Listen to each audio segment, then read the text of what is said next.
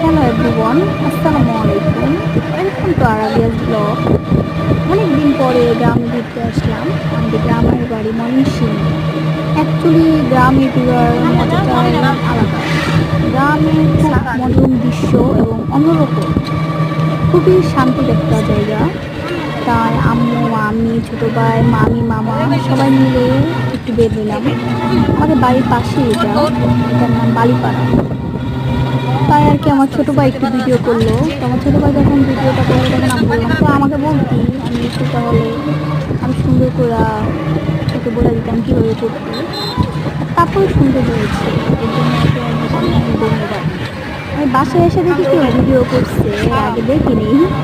তো তাই ভাবলাম গ্রামের দৃশ্যটা একটু ভিডিও করে ছাড়ি। আল্লাহ হাফেজ।